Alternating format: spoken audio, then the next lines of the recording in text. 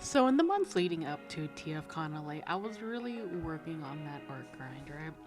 I was planning out merch, planning out stickers, made the biggest purchase of merch I ever made, which I suppose is probably baby numbers to a lot of people, but it was a lot to me. But anyway. Sent in my proofs of my work, and I'm just doing like revisions for a good chunk of them. And I'm like, ugh. But that's okay, it's a part of the process, but it's like, it's so tedious, you know what I mean? Not fun stuff. It was just a lot I felt like I had to do. I was quickly overwhelmed. I had some ideas of things that I wanted to have done, but had to scrap them. And had to do a lot of troubleshooting when it came to printing prints and making stickers. You should always check your files because I didn't realize my printing file looked like that. So it actually printed out was this, and so I just have a whole bunch of cut in half giant, yeah, it's a mess. And the sound of the Silhouette cameo machine cutting burned into my brain.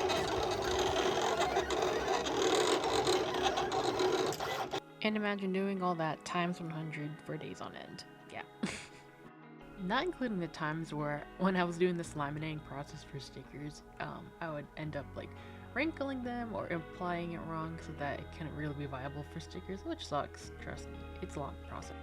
And did a lot of last minute art because I wanted to really pad out my sticker selection, because that's one of the things I really wanted to improve upon from last year, is to actually have a plentiful sticker selection people can choose. I also made a little freebie sticker art, which I made in together, well not together, but with Ari Illustrates, because we were gonna make children's swag bags, and well, it's more like Erie made the swag bags. I just provided like 25 or so bots as well as this little sticker, because we felt like there wasn't really anything for kids at TFCon. So we went through several ideas, and this is the idea that staff approved of, just little swag bags, and this is my part of it. Little sticker, little bot. Yeah. Honestly, the art turned out more like a print than a sticker, but I was really getting into it, so yeah. Okay, and I have these prints. Some of them are like super old, like years old, like 2023. Oh my goodness. Some of them I don't want this size of print anymore, and also I don't know, I'm not really a fan of this print anymore. This one's also kind of old, and I'm like, I don't know, I just want it out. I just like all these out. This one, it's not an old piece, it was just from last year, but the memories of this and the fact that I was rushing for this for Byebased and I ended up not being able to go there is just lingering, and I felt like I could have done some details better. Honestly, it feels because I'm not used to not making type sounds. It's actually kind of weird. And beyond prints and sticker cutting, I also cut down paper to use for commissions. I was going to offer my usual watercolor chibis as well as like brush pen, ink, and Posca this time. So yeah. And I also made sure to make probably like 90 or 100 of these freebie stickers that I do for my Draw Transformer Get a Free Sticker challenge of sorts. I like with the other freebie sticker, I kind of did these in a square size just so it's easy to cut, it's not too fancy, and I thought it would take up the paper in the most efficient way, but honestly, with how cameos and stuff work, it's not the most efficient anyway, but I felt like it looked good in the 3x3 size, so it was okay. It was during this time where I had my merch get shipped to the hotel because I was trying to expedite it because it was supposed to take a lot longer, but I was like, please send it so I can sell it. And so my manufacturer did, but it was like stressful for me, and bad thing, I did not plan my layout because I was thinking, oh, I'll just picture it in my head and figure it out on the Friday of setup. So I did not practice setup, and guys, do not do that. Don't do that. So as you can see, it is a total mess in the Reno space right now. It is almost 2 a.m. Wednesday. Yeah. Just because things in life, and it just kind of made it so like I had to rush everything last minute. I really could have used an extra day, but it is what it is. I'm printing out all my prints I'm gonna have here to the best of my ability. So just having them all printed, so in the hotel room I can go ahead and cut it and everything. But yeah. It's like everything that's I'm very tired. I really wanted to do that thing where it's like before I go, I get to clean my room and everything. But no, I didn't get to have my extra day that I was planning for. So it is what it is. But I'm exhausted. And after a few hours of sleep, I went to prepare all my stuff to get packed, as well as pick up the rental car that I was going to use for the next week. And after the obligatory deep inspection with video evidence that the car is okay and that when I return it's also going to be okay, it was time to pack up and hit the road. And to accompany on this arduous journey was various Metroplex figures and plushies. This one is by Elective Margin, who did a crochet Metroplex with removable goggles for me. It was really cute, so I just had him sit in the dash the whole time, and I felt like I really did need the support because, ooh, when those rain clouds rolled in, I knew it was gonna be something. One heck of a drive, right? And listen, where I am, there's not really extreme weather, so the fact that there's rain means that there's gonna be fog when I hit those green California mountains, and I was super spooked. But first stop, Eddie's World. Like at least 100 miles out from the last borders of Vegas is Eddie's World, which is this big gas station with different foods to eat, a whole bunch of snacks, a lot of animal plushies, just like a fun place to just stop and get gas, and that's what I did. But also, I had to actually eat something because I didn't eat this entire day, and I wasn't gonna eat candy, so. So after a little looky-loo while waiting for my food to be ready, well, my food became ready when it was ready, and I ordered a trio of carne asada tacos with a side of fries, because there was no rice, it was fries. For 15 bucks, which isn't too bad, I suppose. I figured I should probably eat because going to Yoshinoya on the way after picking up my friend would just be out of the way, and I low-key want to get to the hotel because I think we're gonna have to go from their house to the hotel back to their house to get everything. But I didn't eat the whole day. I've been subsisting on like overly sugary Slurpee, so aren't there? We stereotypically Asian, but this needs rice. Like I need rice with my meat. Not good. For 15 bucks on the road trip type thing. Good deal.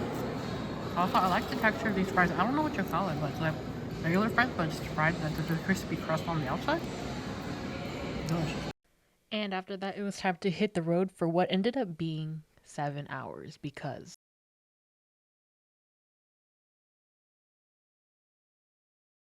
yeah, there was fog. There was so much fog. Honestly, I was so happy that I was familiar with the drive, so I wasn't too spooked, but fog during the day is scarier than fog during the night, and I had to deal with that for like hours.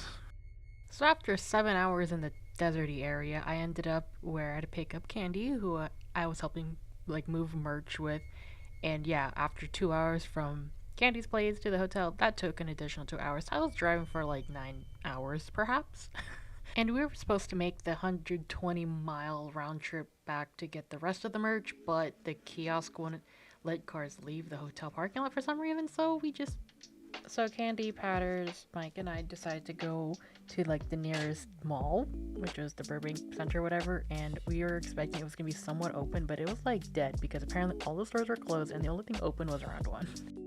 And you see, the thing about Round 1 is I was kind of into the idea of playing a rhythm game like Patters was, but it was like so loud you couldn't even hear anything, and a good number of machines were like inoperable, like they were broken, and a whole section of the arcade was not even open. It was under construction. Like, yeah, the rain and stuff sucks and fog, but look at the water, the rain brings out my curls. Look at that. Like, that's one thing I could say I like, because Vegas rain, it would just be flat and ugly, but if I like style it, it'd be really cute. And anyway, after that, we walked to go get some boba and then also Shake Shack. And I noticed that a lot of places in SoCal use like an automated ordering system, which is kind of interesting. And also, I didn't realize adding lettuce to my burger at Shake Shack would take away the buns. They just gave me the salad burger. It's a veggie burger, but stuffed buns. And as most do during TFConLA at some point, we did our obligatory Universal Studios Day. And Plushy, Candy, Patters, Mike, Sparrow, and I headed to Universal on Overrrr, and it was cold and it was raining. Like, when I say cool, it was like cold. It was cold temperature out.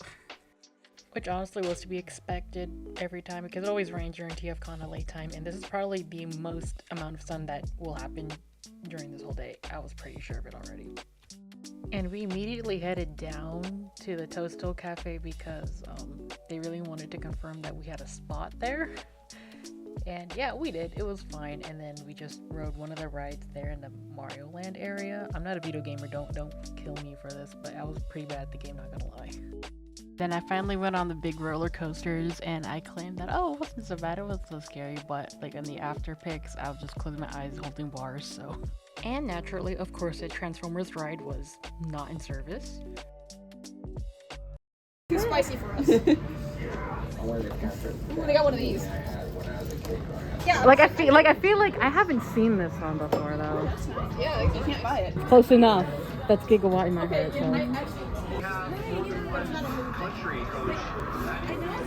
And honestly, I chickened out the first opportunity to take a picture with Optimus, so I tried again a second time and I was too late, it was closed. And after all those other rides, we sped up to take the Universal Studio tour, because why not? And after that 45 minutes, we sped back down to go to a reservation. While the vibes are cute, there's not really anything I could have eaten at the Toadstool Cafe except for the quote-unquote tomato soup, and it was really gross. It was like Prego, but worse. And it was in a tiny cup. Not gonna lie, I was kind of like mentally commiserating because theme park food is gonna be like the greatest food ever, but this was like awful. This is like so disgusting. It was hard to even eat it, but I felt like I should just because it was $18.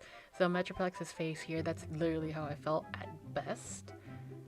And I just had to stare at this thing, eat all the microgreens, and just be happy with it. Even though I was going, I could be eating Ishinoya right now. I could have eaten at the Jurassic World cafeteria place better, but a ray of sunshine came. Since I gotta keep the souvenir bowl, I found out ways to make this work.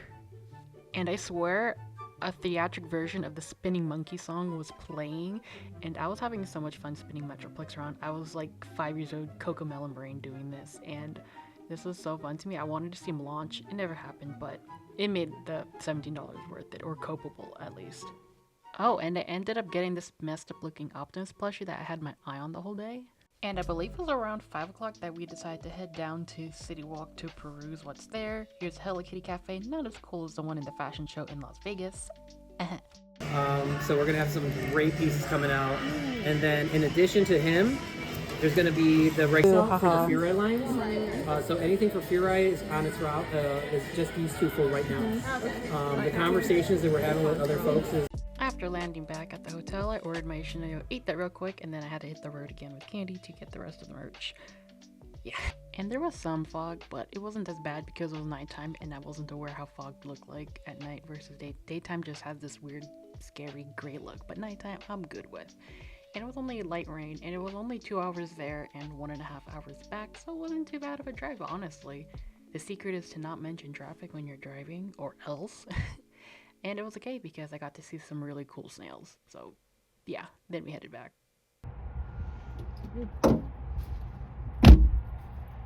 Oh, okay. Got everything from the car. Just finished a trip of... And it is Thursday night. I have a lot to do for Friday, which would be buying supplies that I need for display, as well as polyfill now, because I found out I think all of the pillows came in, so that's really cool, but it's also like I didn't plan for any of that, and I have to make all the signage, put it in all the inventory because I didn't do that, because yeah, so a lot to do. But I have my cart full of the last of my stuff, which is like the pasta marcos, the paper for commissions, my poster board for the draw for a free sticker thing, and so on and so forth, and my stickers. So here's to actually having good rest because I did not do so the night before.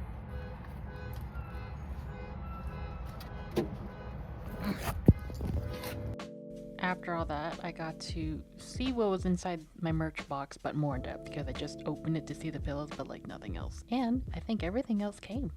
And honestly, I was just really excited about the pillows and was like, oh my goodness, they're so cool. They're gonna be so eye-catching, and I was so happy about them, but I would learn to be otherwise soon.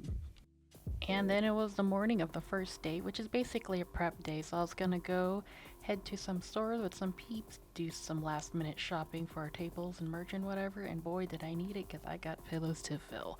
And speaking of pillows, I ran into Mara of Darwin Rosen Studios, who was stuffing a whole bunch of pillows with Evander, and got gifted this little crochet giraffe. And if you know me, there's two things that I love, which is Metroplex Transformers and giraffes. I love giraffes. I always look at plushies. So after going to Target, Michael's, it was time to head to Walmart to buy my polyfill. And wow, this was the most claustrophobic Walmart ever. But I found the amount I felt like I needed, and I was pretty happy with that. Got back from the little trip to like basically Target, Michael's, Walmart. I got all these pillows to fill. I got like over 60 of these to fill. Got the polyfill. Very sad because expensive. Anyway, not expensive, but I just didn't want to pay for it. Anyway, but it's 12:30. I gotta really rush to get everything, at least my basic support stuff down, so I can clean my table. Hopefully it's not a bad spot. So yeah, anyway, bye. And I forgot to record all of that, but basically after getting the badge, I claimed my spot and went upstairs to go eat. Guys, I'm so microplastic core right now because I'm putting like polyfill right in these, right? And at least for today, for setup, I'm just doing the stuffing of the display pieces so I can at least plan how my table's gonna look. And it's like, I didn't know how much to get, so like I have like that much. Like here's the hand for reference. But anyway, I can kind of see why people don't do pillows, because it's like, that's a lot to fill. I have to fill all this. I have to fill like a lot of these. So, and I'm pretty sure Megs is gonna eat up most of the polyfill. Like he's like biblically greedy. And if you realize that the front isn't exactly lore accurate because like it's like his arm switches, shh, be quiet, be quiet. Okay, if I did this like digitally, it'd be easier to just like, actually no, I'm not gonna say anything because I'm not sure if that's right now. I'm just gonna be like, ignore, you'll accept that this is Reno Pillow Cannon, that he has guns on both arms now. So yeah, greedy, insane greed. Like I swear, if I end up having to go out and buy polyfill, I'd be sad. It wouldn't be devastating, but it would be sad because I don't want to go back to Walmart or whatever. So anyway. Oh, you didn't see anything. Do it again.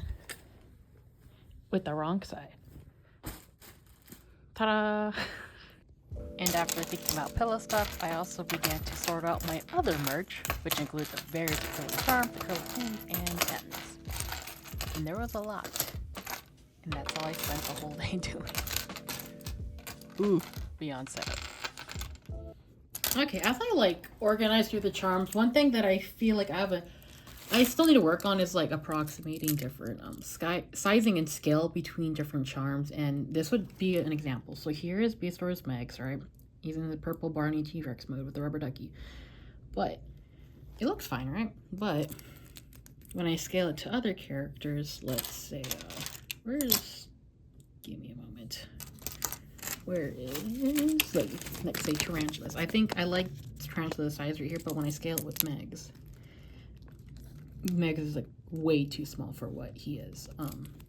This is like, I think this is like probably 2.5. And the thing is, because of the charms, I don't use a base, so it's not easy for me to switch in between different sizes and stuff. I kind of still use different anatomies and poses for everybody. So I think, like, for example, these go well because their bodies are pretty compact and together. I think same thing with Quick Strike. It works pretty well. But Dinobot, even though Velociraptors are really small, like in real life, he's supposed to be like a larger Autobot character, not Autobot, Maximal character. So the fact that he scales like this is no bueno. I think the prices I was gonna go with this was like 15 or 18. But I feel like it should be more because I have it in the special packaging. But anyway, so here's Primal. I mean, he's not the smallest character, but he's not huge. Like, this is the size, a good size for like a bigger character. But Dinobot, when standing, he's taller than him. Even in bot mode, I think he's not bot alt mode. He's taller than Primal. And Big Bad, you can see that like this. it doesn't scale well. So I'll look for the ones that are better inside of that, and I'll document here if I remember. I don't look, I'm tired, but anyway, it's a little too, like, they don't scale well, and it's because he has this long tail, and I'm not sure how well that would work for me to like use this particular Megatron. I might have to redraw him. It's because of this tail right here that makes it bad, and I don't know if it would be good to just chibify the tail or redraw another Meg so like his tail is like inward or something like that, or he's more posed, so that, yeah, because the thing is, it's the tail, and I don't know how big I can make this kind of charm to where it's just impractical, because we don't want it to snap off either. So as we can see, big monkey or Megs, and it's like, you know what I mean? So, but if I'm remembering correctly, what's funny about Beastars is some things that you would think it would scale a little differently, but not, because here is Inferno. He's actually treated to be like a large, powerful character, not as much as Rampage, but he's still quite a sizable character. But he's like an amp, so that's a little funny. So I think this scaling still works with like Eraser, who's, of course, you know, the female character who is smaller and stuff. I think that actually works well. Not like this, because still Dinobot's still, I think they're about the same height even. But yeah, this actually works. Like, even though Cheetah is a cheetah, this would actually work because he's a more bulkier character. So I realized, like, I didn't bring enough of this print, this Earthspark Megatron print. And the thing is, with these like large size prints, I wasn't planning on reprinting them, like, especially, and including the art that's on them. And I was gonna have him up, but I feel like that would have probably sold if I made more. But oh well, oops. Anyway, so I have like this Cobra Commander piece, and it hasn't really sold that well. I do not plan on reprinting. It's actually one of my favorite art pieces. Like, I feel like the 11x17 cuts out the better, I don't want to say composition, but I think it just crops in too much. And I do have a number of them that I brought that I could sell, but I feel like the thing is, it doesn't mesh well with the rest of my stuff, because mine's generally like more on the not cutesy, but it's like more on the children's booky side. I mean, this would be the most quote-unquote violent base, I guess. But this one, like, it legitimately has, like, blood on the bottom. I mean, because, like, I based it off, like, you know, the end of the Cobra Commander mini-series where he's all beaten up and stuff. And, yeah, it just doesn't fit the tone of everything else. So, and while I feel bad about not being able... Like, if I didn't do all this extra, like... red probably, but at the time I was thinking of more, it would be cool if I did try it, because, you know, like, these two ends of his thrown up jack would be like, you know, edges of, like, you know, Cobra's fangs, or like fictional Cobra, I suppose. Kind of did some cutting up here because, like, he was pretty worn, beaten. This isn't like the exact outfit he was wearing at the end of the series when he was being beaten up by what was it, Nemesis and Forrester. Same thing, this imagery doesn't really happen, but I felt like it'd be a cool thing, because, like, with this metallic claw arm and with the, like, a 3D red scan of, like, the earth, the globe, and then, like, a Cobra electricity coming, I thought that was cool, but people don't. So, like, I think what I'll do is just cut this up into many different pieces and mayhaps do art on it, or like wash over it, so it's not like a waste of paper. But I'm like, I wish it was like the reverse of like the Earthspark Meg situation, where like I had a lot of those, not a lot, but a number of those to sell, and this one would be at least, but oh well, whoops. It was around this 3 to 4 p.m. time, I believe, that I already knew things were not going to turn out as well as I'd hoped they would be, because I felt woefully behind. And instead of hanging out with people in the lobby as people do on Friday after setup, I went to my room. So this is what it looks like so far. Okay, so I ended up going back to the hotel room to just put up my stuff. It's actually a good time for people to hang out right now. It's after con hours, but yeah, like I said, for me, I'm a bit woefully unprepared for stuff, so I figure it'd be a lot cooler to just finish what I gotta get done. But I feel pretty good. I have a good stock. It's just timing bad. We're gonna work at timing bad. I mean, like, so I took all the stuff I know would be easy to do here, back here. And I stayed up till 2 a.m. trying to prepare things and stuff as many pillows as I can. And yeah, it was, I already knew. And I knew I was cooked on this Good Saturday. So dawn of the next day, I'm pretty sure I slept around 2:30 at earliest, probably more like 3, after doing the pillows, and then now I woke up at maybe 6 and I started cutting prints, and then now I'm organizing all the pens so I can put it in my display. I'm not gonna say anything about if I'm tired, how I feel, because it's like when you have the weather is good when you didn't expect it to be, and then you make a remark and then it's not, so I'm gonna be like but I'm feeling a certain yeah. So basically, after setting up my table and early entry opened at 9 o'clock, I stood around my table trying to set things up for like a good 5-10 minutes. But as I saw the queues start to form this way and the other way, and just looking at my table, I took all my extra stuff that I didn't need in my little cart wagon and headed upstairs, and I proceeded to stay up there for like about 2 hours and 30 minutes.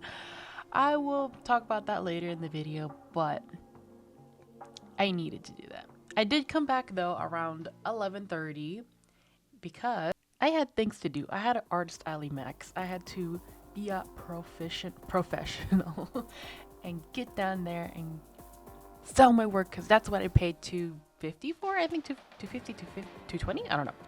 So I locked in, head downstairs, and honestly the day went pretty well. Like, it did a huge turnaround from how I felt beginning of that morning, where I felt like very dour and not good enough to be there. I felt pretty happy at the end. Those who missed me earlier and knew of me and my work from online or elsewhere came around to say hi and bought some stuff. I also got commissioned to do a drawing on one of the trading cards that was going around, and boy, that was a nightmare material. Things did not dry up, and it was much more. And after 2 hours or so, I decided to brute force my way out from my table and to get up and look at the toy room. Saw some things like Brave Police reference, Shadowmaru right there, as well as other stuff too. And then something caught my eye. Oh my god! Forget everything. I got Gigastorm. He's so pretty. I'm really hoping his battery works. But if not, he's still very pretty. Like, he's not dinged or anything. So I'm so happy, like, compared to like everything that's happened so far.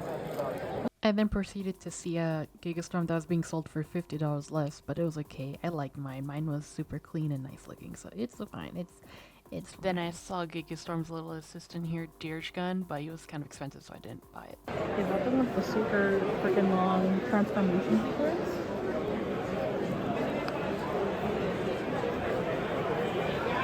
Oh, it is! It's the one with the super long transformation sequence. He's real, guys. Look! It's the figure with the really long transformation sequence. Can't believe I'm meeting a celebrity. Oh my gosh! And of course, did more looking around. I wasn't really looking for any figures. Of course, I was looking for any Metroplex figures, and the really low chance of ever finding a Metroplex Make Toys Utopia, which is third-party Metroplex, as well as any kind of Titan-related thing ever, because, you know, I could always go for a Fort Max or something like that. But yeah, I'm not, like, super big into toys, so I was not worried for my wallet in that regard. And my video doesn't really show it as well, but a lot of times it was, like, super packed, like, people packed, like, sardines in cans packed. It's kind of funny, but, like, I got used to it at some point. I was like, okay, whatever. And then, yeah, gotta look at symbiote plushies because I love Transformers when they're made into plushies. And of course, saw some really extremely old yellow toys, which I personally call these kind of toys piss warmers because they're the color of pee. And after the brief walk around, I had to head back to my table to be a professional business person. Yippee! She's so cool. Yeah, she can move wider. Sure. Oh my goodness, I love her. Thank you. Oh, she's doing a little fancy. And I handed out these stickers to give for free for any kids that came across my table, and boy did people eat up that Draw Transformer challenge. Okay, so I did ruin it a little bit.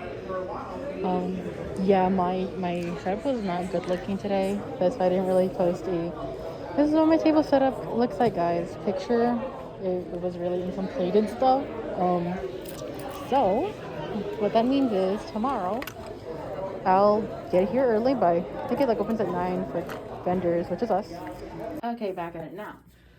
Day 2, the last day of TFCon. Here is my fit, my best approximation of Carly Sky from Skybound. It's a bit loose, and I forgot my little hair tie, and also I don't have like toned abs showing here because I don't want to do that. But yeah, purple, black, knee-high socks. Imagine it's yellow here too. And I feel pretty good compared to like the other day. Honestly, yeah. So I headed down around 8, an hour before opening, and yeah, get a view of that artist alley because I would not be able to get a view of artist alley once things got going, so. This is how artist alley looks like when it's closed because it's probably the only time I'm gonna get to actually have such a clear view of it. We're gonna get to a clear view. Alright, so setting up, I moved the covering tarp blanket thing I had. So I'm actually looking at how much I have of everything, and I'm like, yeah, I kind of would guess that the Optimus bookmark and the Megatron Bug the Fog would run out. And I'm like, oh, like I have some upstairs. I didn't feel like laminating or cutting them anymore, so. Whoa. Of course, Skyfire is out, and everyone else is here. I'm not surprised, actually, not gonna lie. Before it gets busy, also, this is like what the space between me and my table thingy looks like. It's like very narrow. So every time I go through here, it's like I have to like sideways and make sure I don't rotate there. Spinning thing. It's like, wow, that's the space. And here's the final setup. You can't see the string length because it's daytime, but you would totally see if it was darker or more afternoony. But so barren, I think. Like next time I'd want to get a banner down here because it's just endless purple or something. I could probably have like my logo in there instead, but for now, nah. Anyway, that's all the stuff. I pretend to have like commissions offering there because I'm gonna write that up within the first hour because I didn't do that last night, but that's how the table is looking. Wow. And after doing a few sales, I decided to get up and peruse around the toy room again. What? Got a mini Metroplex and a mini TFCon inbox. Yes, guys, I'm Metroplex got the mini Metro and got this thing. Oh my gosh. And I was also able to give Evan Michael Lee, TF1 Jazz's voice actor, a jazz pillow of mine, so that was cool. Then I also came across my Grail figure Magna Convoy, but he was $400, and I know realistically $400 for a blue OP recolor is not good, so I didn't buy him, but my soul kinda ooh. I headed back to my table to do artist alley things. I opened commissions halfway through the day, so here's me working on one. Of course, I didn't record the final piece. Oh my gosh, so I was just doing artist alley stuff, and then like I got a message, and I checked who the message was. It's from Jack Lawrence, and I was like, what?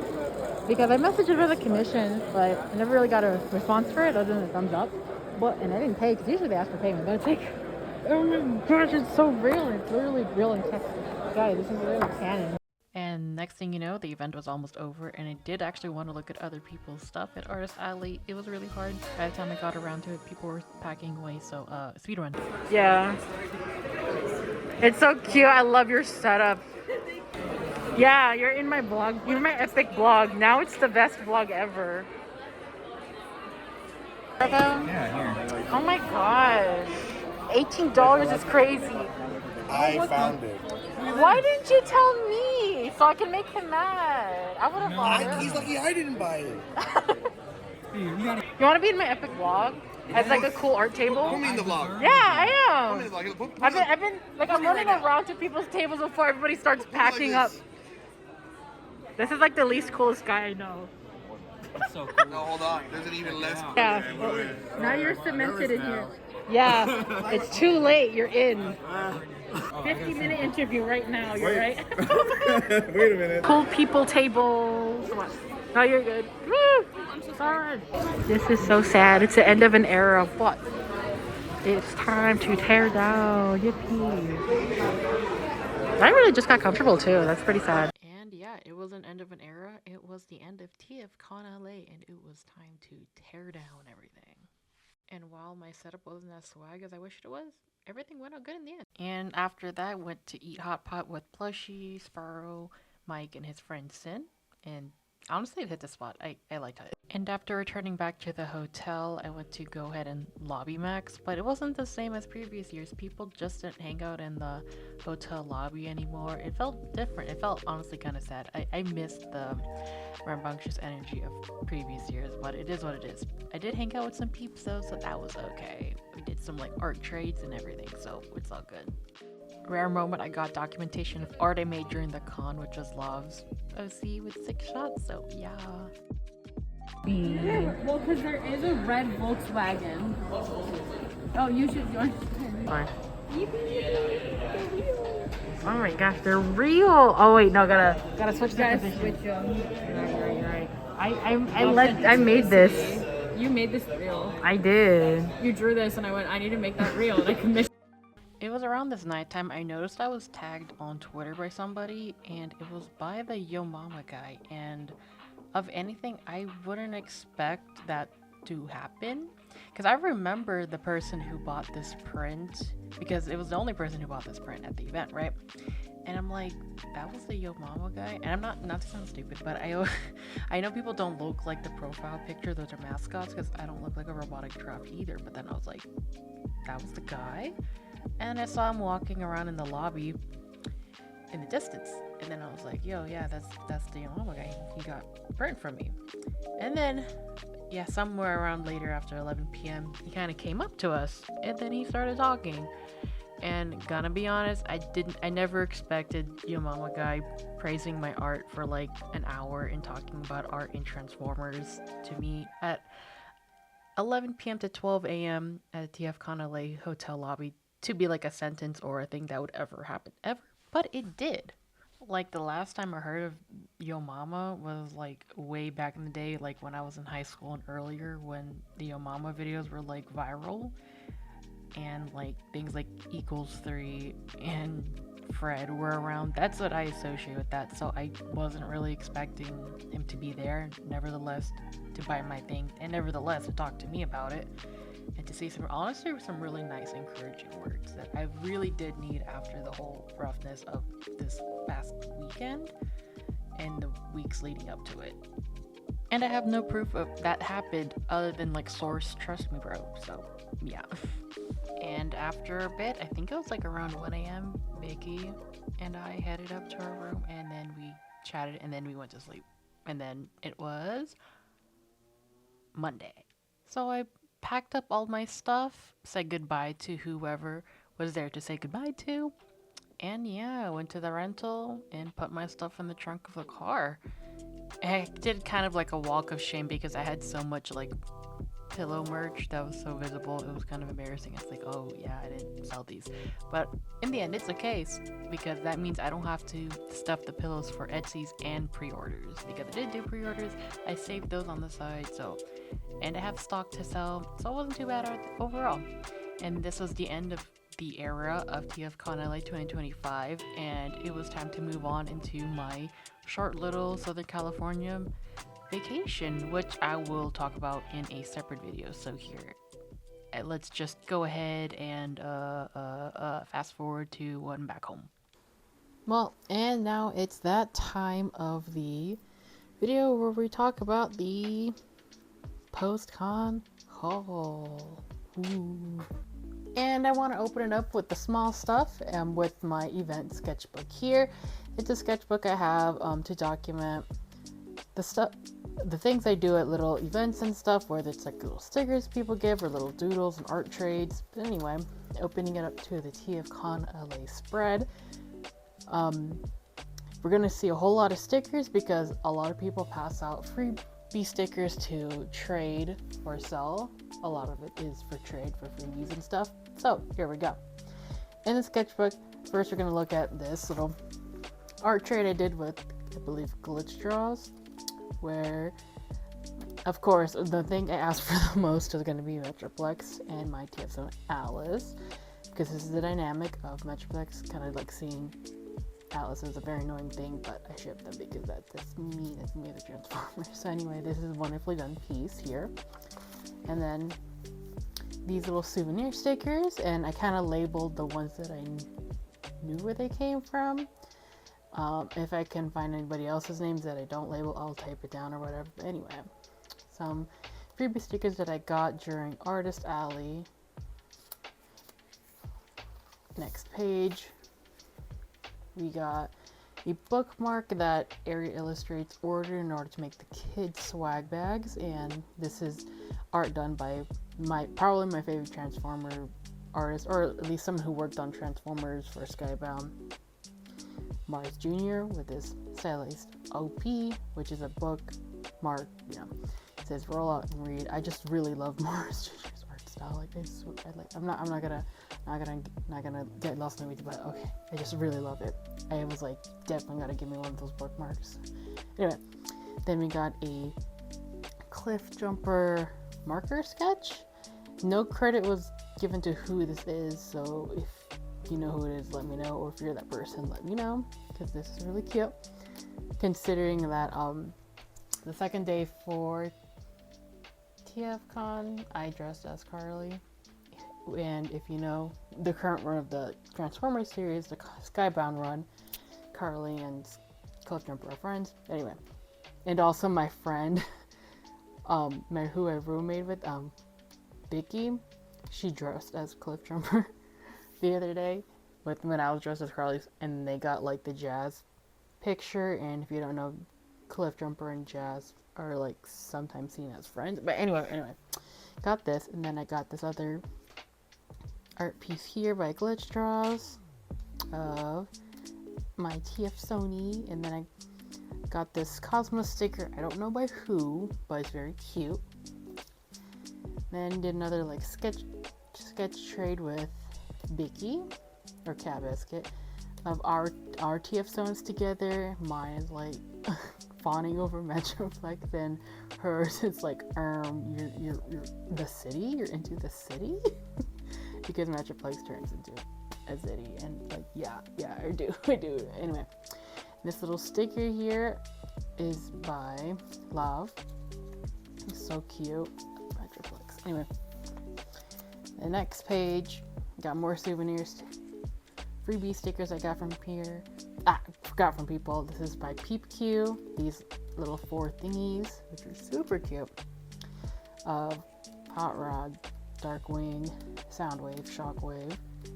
I love the texture too. Like there's like you can't see it probably, but it's matte, and there's like kind of like a nice, not rough, but a very tangible texture to these. And these 2 stickers are from Tui. This is Susie from Overwatch, and this is Tui's version of Hazard, but if Hazard was a Omnic, which is very swag and cool looking. And I got this pink Optimus sticker, because if you don't know, I think it was like last year, right? There was an event where there were 150 pink blockies Optimus Primes made. So they're very exclusive, hard to find, probably very expensive to get, if at all possible. So a lot of people would just cope by making art of it. And the person who gave this was actually dressed in pink Optimus kind of attire, which is very cool. There's another thing from Love, which is a sticker of Sex Shop.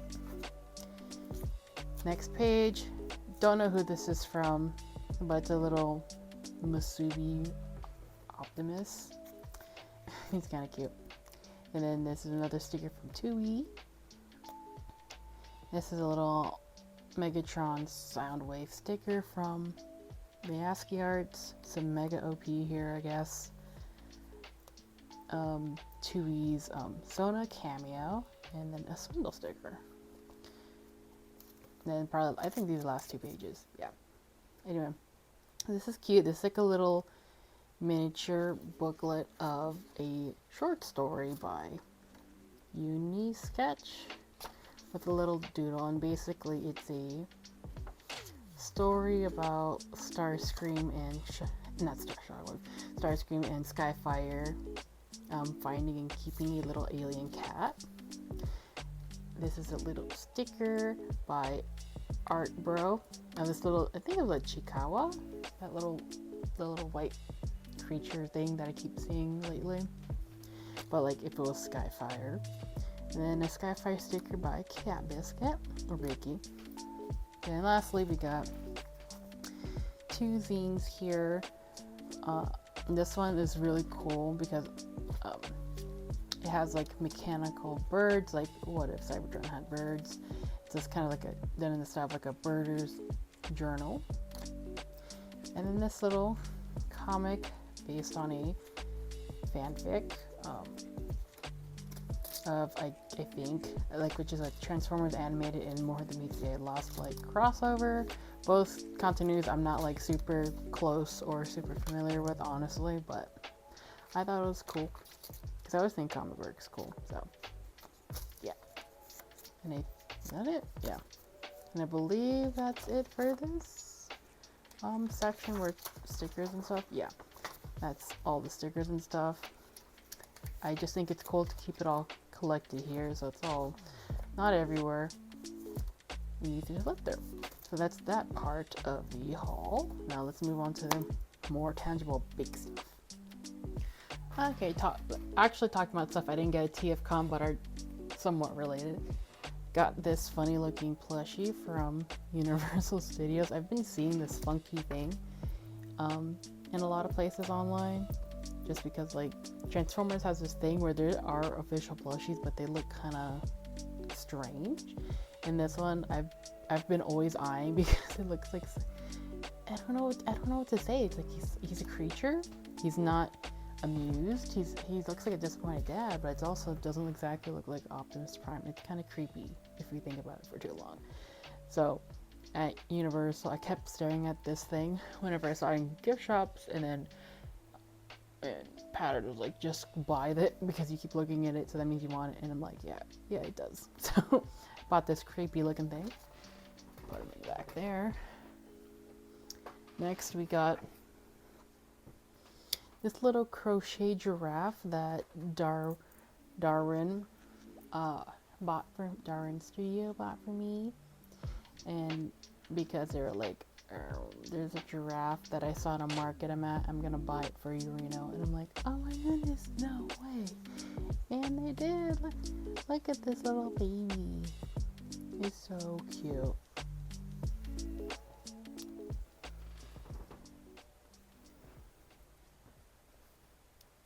Next I got this mushroom bowl thing from the Mario Toadstool Cafe, whatever, at Universal, and look, man, it was not, it was ew. So when I was over there, as you saw previously in this vlog, I got a tomato soup from there. It was disgusting, but it was okay because in the end I can put my little toys and make them spin in torment and make them go eat and go to sleep in here. Like, you saw what I did.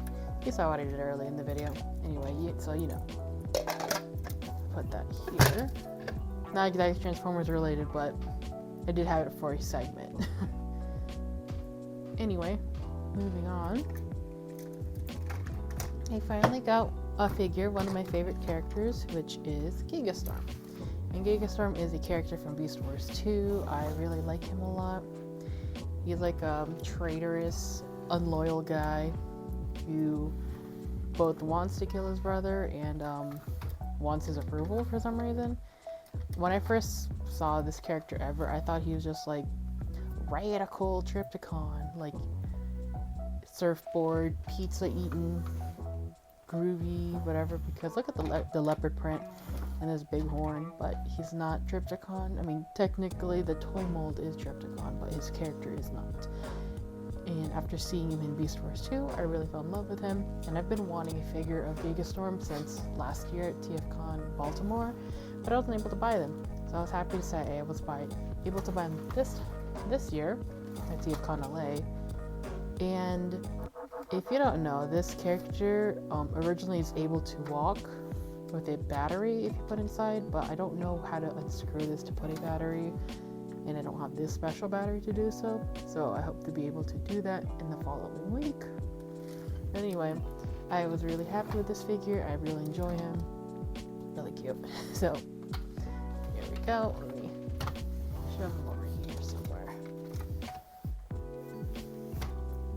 Next up, we have this blocky that I got from Airy Illustrates, which I believe is Optimus Prime's alt mode, which is a truck. Haven't built him yet, but wanted to show the cool box. Got another blocky from Airy, which is supposedly Swoop, but like the Dinobot version here. And I got this cool little Laserbeak card from someone I was standing in line with to Evan Michael Lee's autograph line, who is the voice of Jazz in Transformers 1. Anyway, person had like a deck of cards and asked me which one I'd want, and I chose Laserbeak, and this is a really cool card. I don't know what series of cards that comes from, but anyway. Next, we got this top load. If I'm correct, the terminology is a top loader deco card from Vicky. And basically, it's like where people take pictures of, usually it's like K-pop idols or something, and they decorate it to an extravagant degree. In this case, we got Metroplex from the trading card games, all decorated up in this cutesy kind of way. It was really cute. I was like, yeah, please do that when I was asked. Yeah. Next up, we got more toy figures. Let's finish those off first. I got this Studio Series Cliff Jumper, and if you don't know, at the moment it's really hard to get this figure for like not $80 for some reason, right? But it just so happened someone was selling him, and I was able to pick him up and purchase him. And look at this, and it's very useful because I do need a reference for a Cliff Jumper, as I want to do more fan art of the Skybound continuity and have various ideas for Cliffy here. So I'm really happy to be able to have scored this at a good price too. Next, I got from the same person, I think it was Epsilon Prime. Anyway, this G2 Sideswipe. I don't really rock with Sideswipe as a character just because, I don't know, I'm neutral about him, but the color scheme is delicious. So I had to buy him. Next, a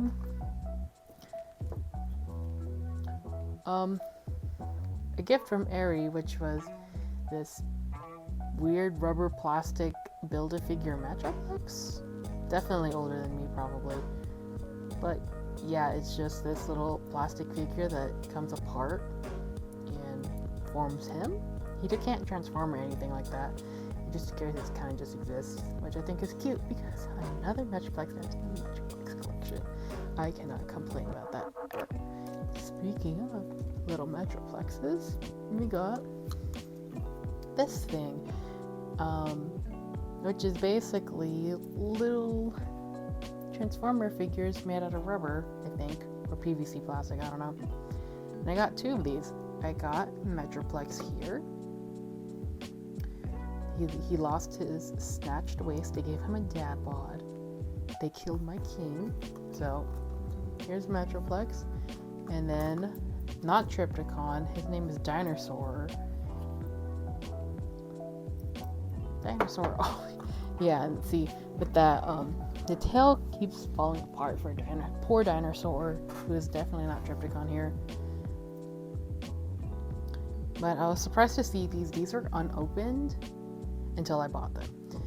They were like 12 for each, and I think that's really cool. I don't know how much they would normally retail or whatever, but these things are older than me. They're small, they're new, and they're Titans, so I was very happy to see more Titan things. I was not expecting to see such toys of them, but anyway. And speaking of more Metroplex happiness, right? I got this little lunchbox. This is a vintage metal Transformers lunchbox, which features Metroplex in the front here, and the Insecticons on the side, some Dinobots, more Insecticons, and Dinobot. In the back is Triptychon. It's nice metal tin material. and it's, as you can see, very rusty and old, and it has a thermos. I wouldn't use this personally to eat with, but just as like a little, maybe to put stuff in, like, I don't know. It's really cute.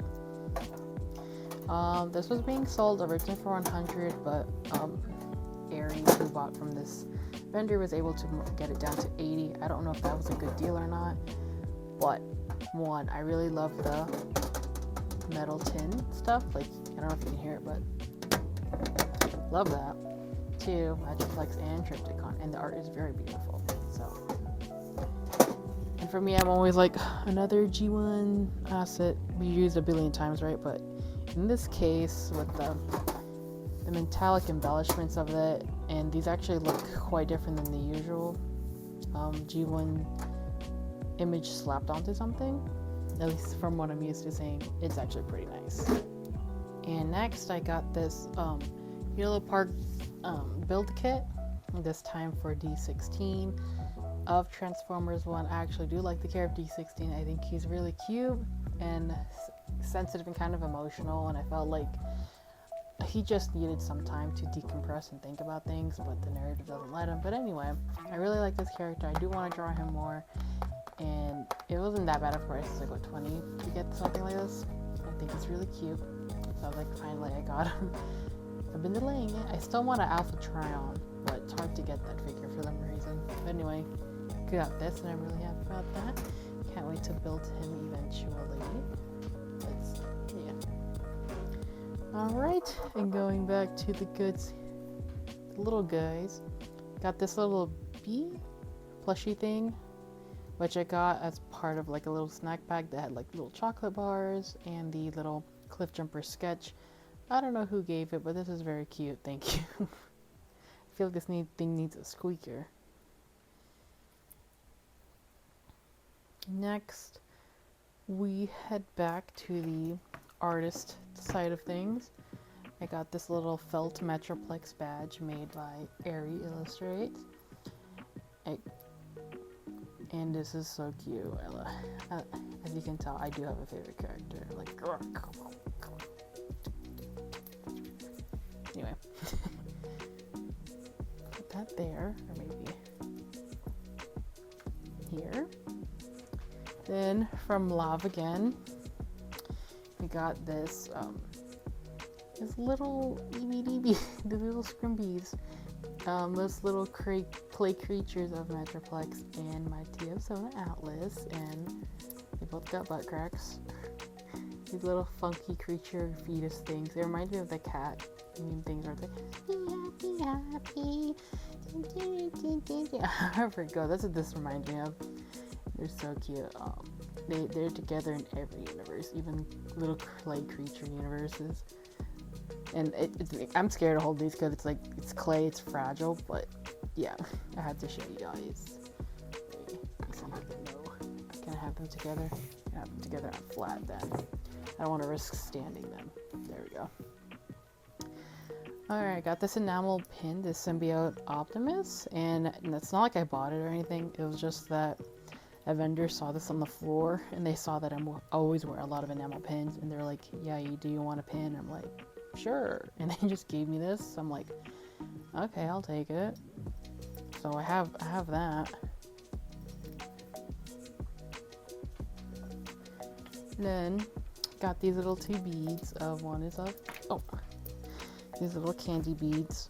One is of my TFCon Atlas, and one is of another favorite character of mine, which is Gigawatt, who turns into the Back to the Future DeLorean. These are done by Vicky again. These are so cute. I already have a Metroplex one, hence so they didn't make me another one, but these are really cute. So my Sona and Metroplex can be together even in any universe, even as little candy bead thingies. Gigawatt Transformers, I do want to get more art of him, but I'm so biased for Metroplex at the moment. But I love Gigawatt, even though I don't talk about I love the characters. I love the Back to the Future crossover comics so much. Even if you don't see me talking about it, it's like one of my favorite things ever. Okay, next we got this not rainbow, this rubber loom bracelet by Charismatic. I forgot the username, I'll type it down.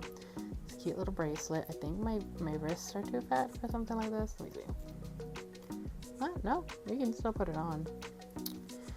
This person also has this really cool like Soundwave fursuit that I didn't get to witness on Saturday, sadly. But anyway, I got this little bracelet thing, which is so cute.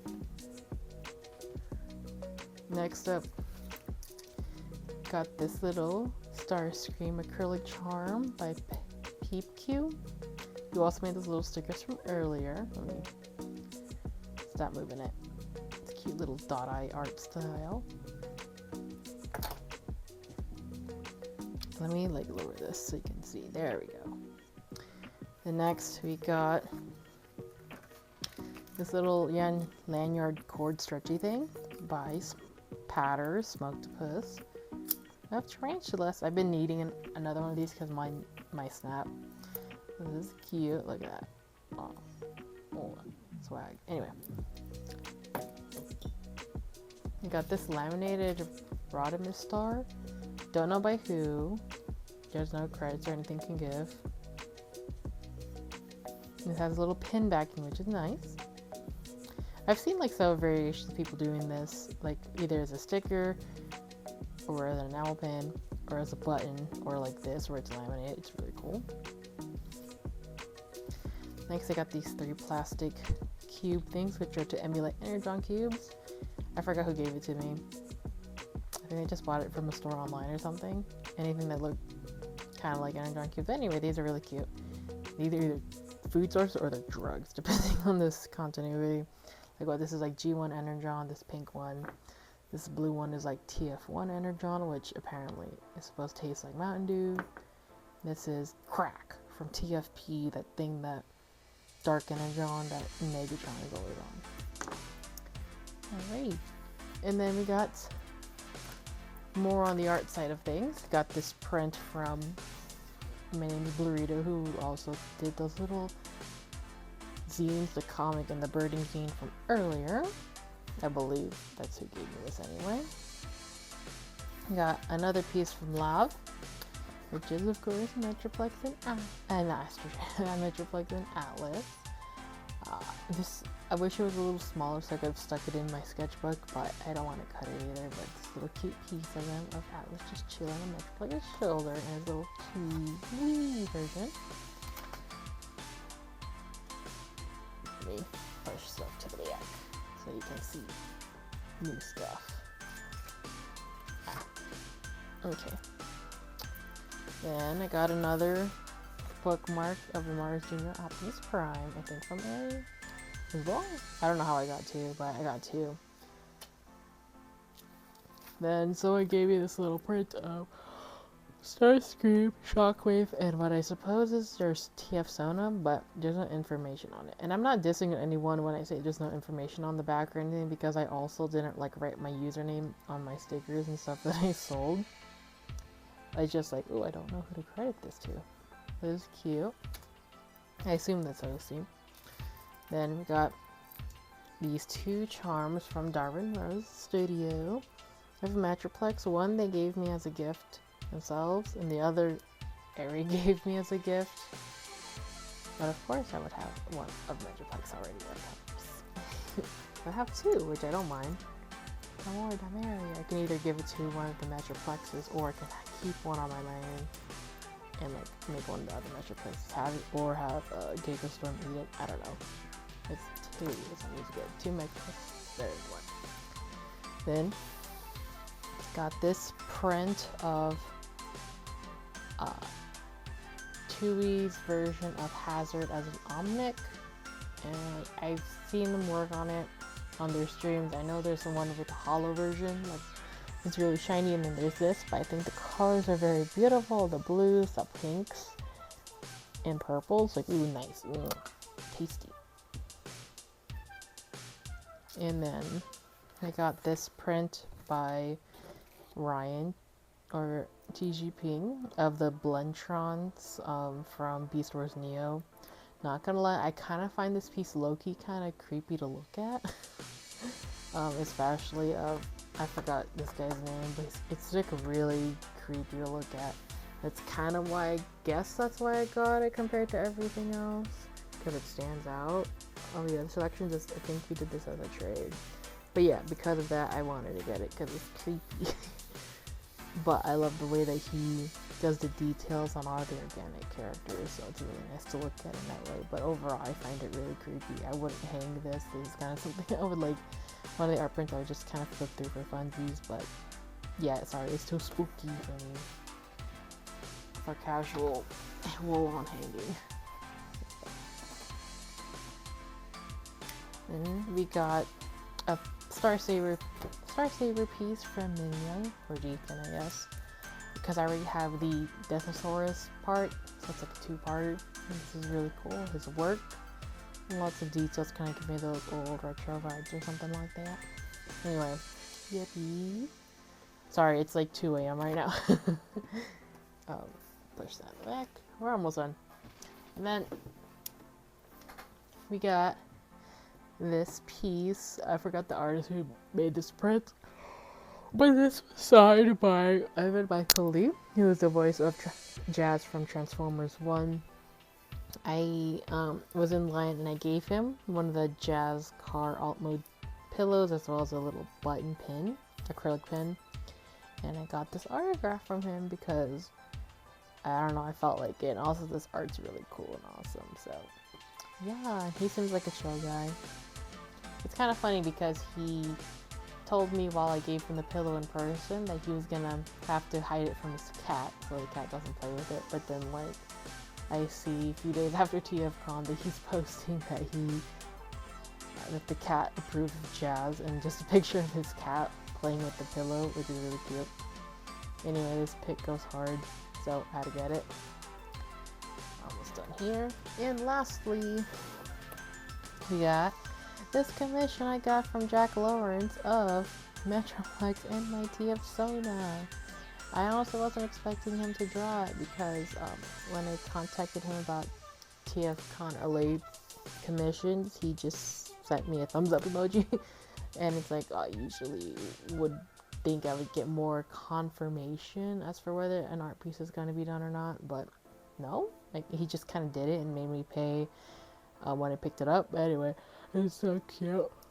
It's literally canon, like, this is literally canon because he worked on Transformers, so this was a canon art style, and since he drew this, that means literally Metroplex and Atlas are real in canon in Transformers now. It's so true, so true. I said so. John Hasbro himself said so.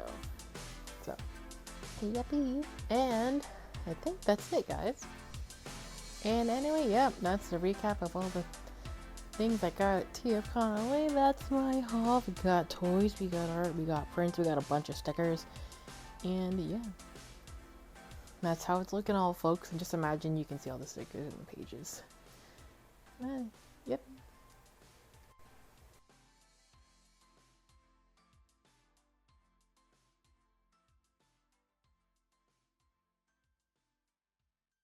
And here's my little collection of all my Metroplex and Triptychon and now Gigastorm stuff that I want to show. Maybe I'll go in depth with it in a video, or maybe not. Maybe this is enough. But yeah, here's all my Titan memorabilia type things, not including the sweaters.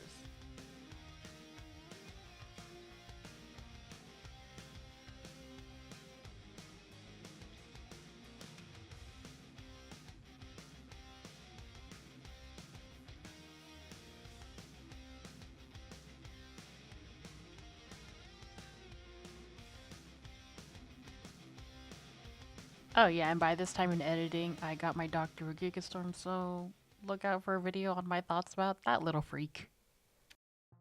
So what can I say? So definitely one thing a lot of people noticed from this con was it was such like a line con. So the layout of the event is like when you enter the convention area, it opens to Artist Alley, and then Artist Alley, then you go to the main hall toy room. And then to the side, I think, are the rooms where you do the meet and greets with Frank Welker. And so this year, there were so many lines going everywhere. So there's a usual line that wraps around the whole building in order to get to registration, right? But when you enter the registration of that line, there's more line to get to the booth, right? But this year, one of the artists had like a really long line. I'm not gonna mention them, we're coolsies and whatever, but I mean, this vlog, it's about me, first off. And two, it's not really about the artist, it's about the thing. So this artist had like a really long line, and this line never actually moved or got shorter. Even to the end of the con days, this line would just exist there. And it was funny because reportedly, a lot of people in the line didn't know what they were there for, or they're just kind of joining it to join a line. But of course, a lot of people were there to pick up a pre-order, and for this particular artist. And so there's that line. So there's registration line, which admittedly it does disappear after a few hours and when people get their tickets and whatever. And then like registration line, artist alley line, and then the line to get into the hall, which does admittedly disappear when the toy room opens. And then there's the line to go to the meet and greet for Frank Welker. And so there's a whole bunch of lines running around every year. And of course, this year I ended up getting the comment again where it's like, people did want to see Artist Alley and did want to see my booth and stuff, but it always looked so busy there that people just didn't end up going. And while I'm happy to report I was not put behind the queue bars like last year, they still had those black line bars in front of some Artist Alley tables. I was so happy I was not in front of it. But I ended up being behind another line, the queue line going into this particular table in Artist Alley. And I feel like it's illegal to say because I don't want people to take it like I'm upset with the artist or upset with the people in line. It's kind of like why I didn't like record any pictures of what the line looks like. Also that I'm trying to find a balance between like being able to vlog and record stuff with random people in it versus like it being kind of targeted, because I feel like it's weird to just whip out the phone camera and start like, you know, at people, right? And I don't want them to feel like specifically targeted for what I'm saying. But it's like being behind this queue line, and unlike Baltimore, which I was okay with it being behind the, what was it? I forgot whose line, the Budiansky line that was there. At least in Baltimore, there's like space to escape, right? To like leave my table and not feel like I'm so trapped in. But if you see from like little amounts of footage I did have during Artist Alley hours, the space between the tables was really small. And that's to be expected between Artist Alley tables anyway, right? But the back behind it, there's not really a lot of space. And the way the hall is set up, it's really not fit for the amount of people who were there. So it's like I couldn't even get out of my table that often. And when I did, leaving the table and coming back, it was kind of such a huge hassle because either people didn't want to move from their lines or they're in a line for a different table that's like right next to me. So there's another mini line going on, right? And for some people, it was like, chill, I'm not taking your line in your space in this line. I just want to get back to my table, please. So that really did bother me. Like I said, I feel like it's illegal that I'm not allowed to say that it bothered me, but it really did. So the first 3 hours, probably like about 2 hours, 30 minutes of the first day, I wasn't at my table. And so let me explain. So, admittedly, when I was setting up for this con, I was not super prepared. Due to outside factors, I wasn't able to have as much prep time for all the stuff I wanted. And I was working on a lot of things last minute. So I had like a day less than what I expected to be able to plan. What am I gonna bring? What's my set gonna look like? And also, my merch was sent to the hotel straight from the manufacturer. So I didn't get to plan what I would,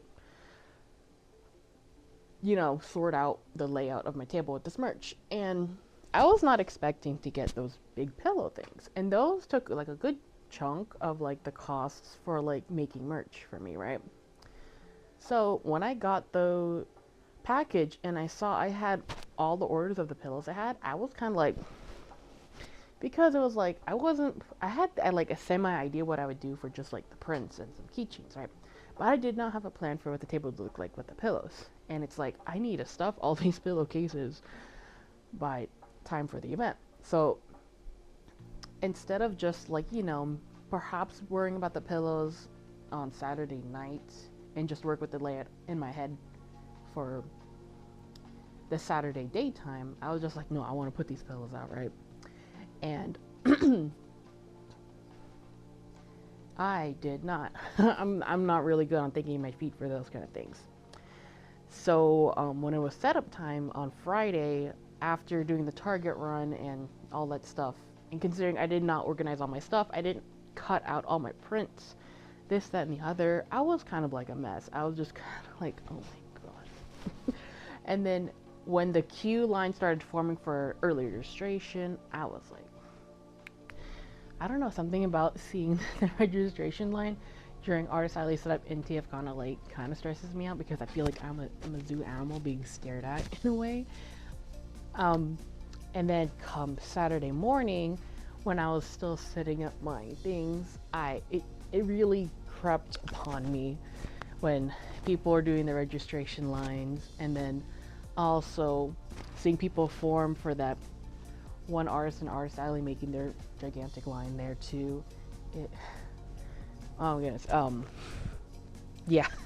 Combined with the fact I didn't feel like super confident about my setup, I was just like slowing down. I was like, okay, I just did the bare minimum so my table looks like a table. It did not look like the best ever that I ever wanted to look like. But I was like, okay, I have my stock up. Do I have my price signs? No, because I forgot to print those out and to bring them. And I didn't have a marker with me, like very L+F traditional artist, no marker, no pencil, no paper. Anyway, so I was like, I just kind of had to take a few deep breaths, and then, because I felt like my heart was racing, you know, like, I was like, oh my goodness, this isn't good. And then I had a lot of excess stuff to bring back to my room anyway. So I just took my little cart wagon thing that had all this extra stuff I didn't need, and I left. And I proceeded not to come back for 2 hours and 30 minutes. And so I suppose what happened is what people would call a panic attack. And it's like, I keep seeing people talk about that like super often online, and like how some people have that chronically. And I was like, that's crazy. That's crazy. That sucks. But when you're actually in it and you have it, I was like, because I was just sitting up in that hotel room, I couldn't breathe, and I felt like my heart was racing. And I don't like feeling like my heart is racing. Like when I'm in the doctor's office and then like they do the blood pressure test, it's like I swear I have normal healthy blood pressure, but then when I think about like hearing my heartbeat, it somehow makes me kind of stressed about it. I'm like, because I'm like, am I supposed to be hearing it? And then it goes up and then looks, they have high blood pressure, but I'm like, I swear I don't. That's why I always have to be like, when I take it. Okay, back on track. So like my heart was racing and I was sobbing, and I'm like, oh my gosh, like I swear I don't have PTSD towards people standing in lines, I swear. But I think it was just a combination of like not feeling prepared, seeing the queue lines, and then yeah, that kind of just made me feel like you know. And I was kind of just sitting up there because I was like, you know, it's better that I handle this in my room than being downstairs and do it and making it weird for everybody. And so got a few messages asking where I was. I didn't respond. I'm sorry. And then I was just kind of focused on like centering myself, being like, okay, so it is what it is. Whatever setup I have, that's just what it's gonna look like. And I gotta deal with that until end of con day, and maybe we can repair it at the end. But we're just gonna deal with what we have. We have our setup. Things are being shown, maybe not in the best way, but it is the way that's gonna work for right now. And I was like, what can I fix right now that can be done, and what do I have to accept? And so I was writing down little price signs on little note cards, and I was cutting out some prints of stuff that I didn't have up there. And yeah, after that 2 hours 30 minutes, I decided to just take what I can and go downstairs and go deal with whatever I have to deal with on my table. And yeah, it was so packed down there in Artist Alley, I couldn't really put the little signage of showing my items and their prices. There was no space to do that, not even in front of my table. So I was just kind of like, okay, I'm just gonna go sit down here, set up my Square reader, set up my phone, and get going. And honestly, after that, things got better. Like, I started feeling a little bit more better about myself, a little bit more confident about the things I'm selling and all that stuff. While I originally wanted to offer commissions, I just didn't. I didn't do that the whole Saturday. I only did it like halfway through Sunday because I was like, I'm just kind of trying to focus on like surviving. And I know that's very over dramatic, and even for me, it's like, it's kind of embarrassing to admit, but I'm gonna be honest, that's literally how I felt about it. I just had to not focus on the gigantic two people that are in front of me and lock in, right? And so it ended up working out pretty well. I made a good amount of sales, I suppose, for like an Arena Varka amount anyway. And it was funny because it was so packed in there that the table neighbors across the way, they didn't even notice I was gone. But like I said, there's that perpetual queue line in front. And yeah. And then my table's neighbors to the side, they were like, where'd you go? I mean, some people wanted to do some transactions and buy some things, and if it was cash, we just let them take it. And I'm like, oh, thank you. I mean, you didn't have to do that. And then and then Saturday, Sunday, whenever I just felt like getting up from the table, I just got up and left.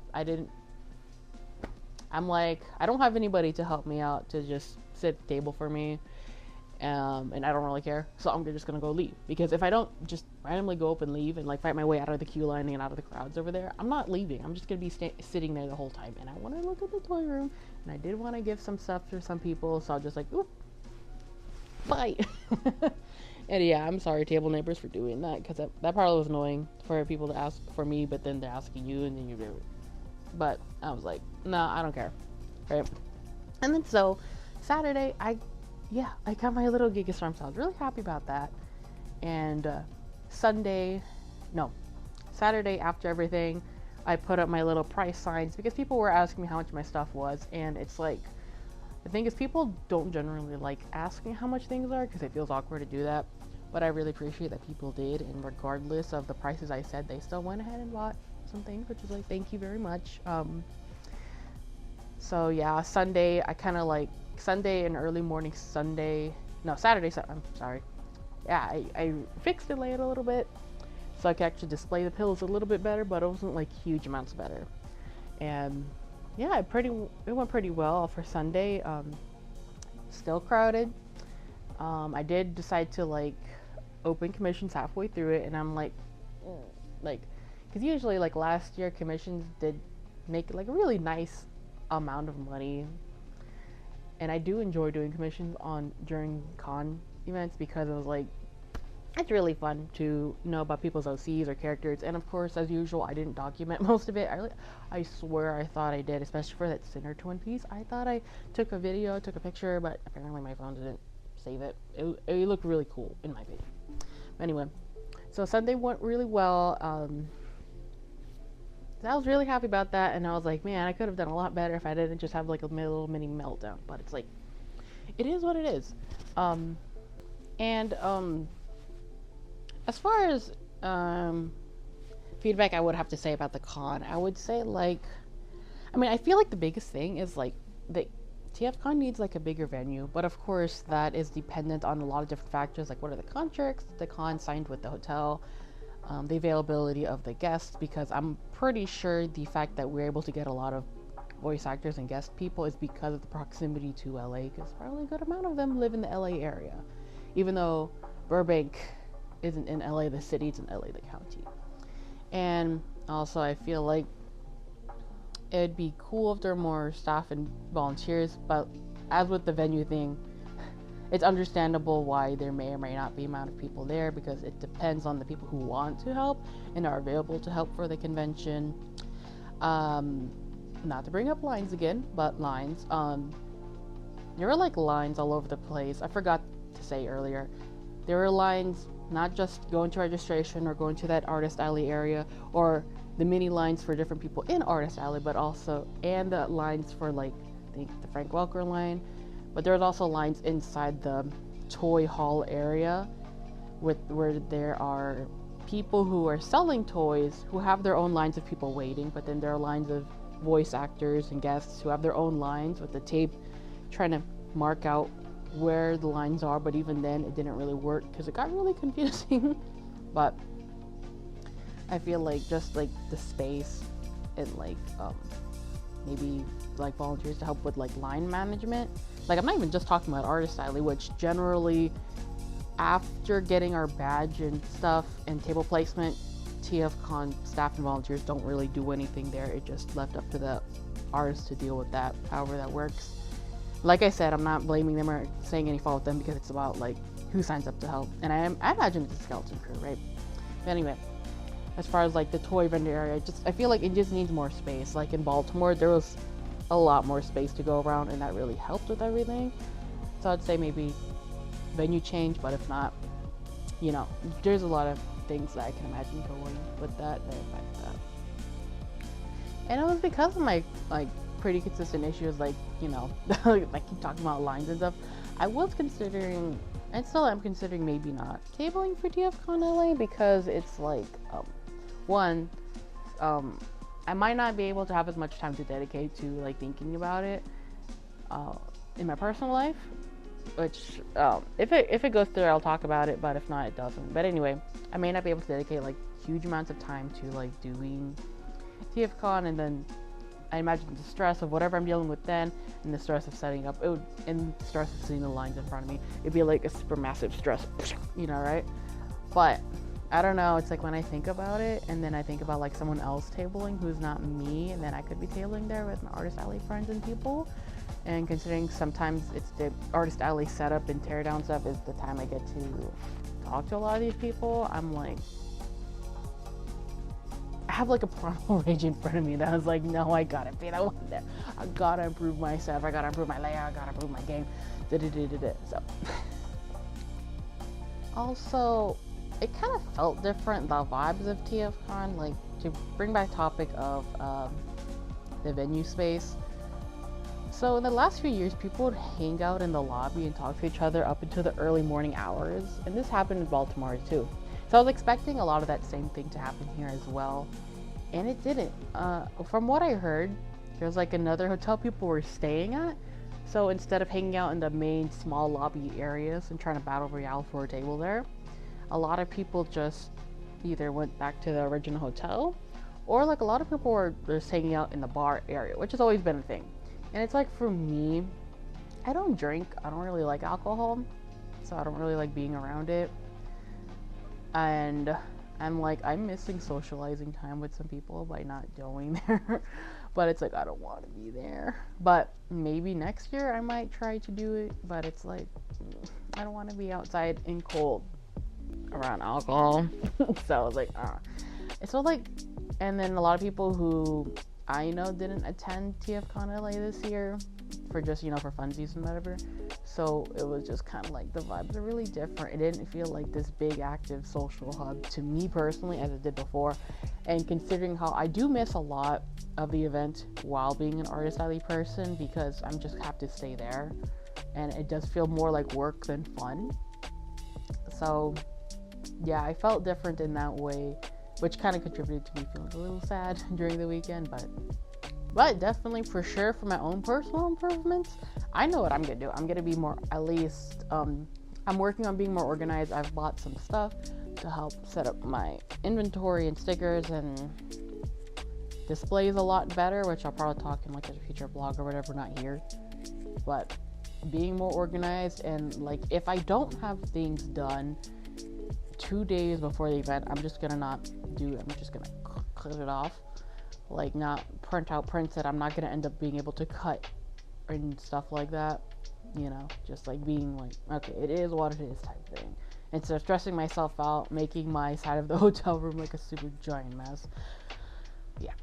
And with that all being said, I apologize for those who were like having to wait on me for super long amounts of time. I know it was not very professional of me to take giant leaves of absence from my table. I mean, I paid to be there, so it's like whatever, first off.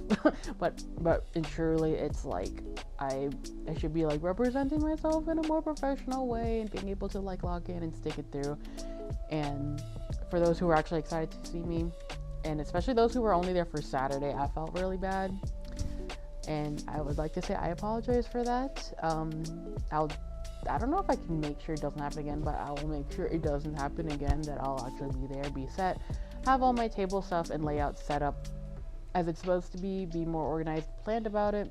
But yeah, I feel really bad about not being there on top of my game. So I would like to say I apologize for that. And I apologize for those who I might have just like passed by or not really chatted to, because I was really going through it on Saturday. And I understand that's the day a lot of people go to TFCon. And I do know a lot more people who are on the west side than on the east side of events. And I was sad about missing or not having as long encounters with. So I apologize for that. I'm sorry if you were like expecting me or wanted to talk to me and I just wasn't able to because of the mental funk I was in. Okay, instead of just saying a lot of negatives, here's some like positive things I wanted to say. It's crazy to think that people want to see me, or like, first off, because I know I'm not like the it artist ever, you know. I'm kind of like in there in my own little circle of like artist friends, people. I'm not like usually people are like, oh my gosh, it's Reno. No, generally no. But I felt like really, I don't know. I felt like really happy. I thought I was gonna say something else. I felt like really happy that people were like, oh yeah, hi Reno, hi, you know. And then we're doing our little tradesies of like stickers and art prints. That felt really good to me. I really appreciate that. And it was crazy to see some people that I've recognized from online, but now they're real in canon in real life. Someone who like bought one of the built the city shirts, wanted to buy another one and was wearing it, and I was like, oh my gosh. Someone I recognized from Tumblr who supported me like from some years ago was there as well. Someone said they found me via YouTube and watched my videos, and I'm like, that's crazy. People watch my videos on here. That's crazy to think about. And a lot of nice words, and yeah, I really appreciate that, because I really did need it.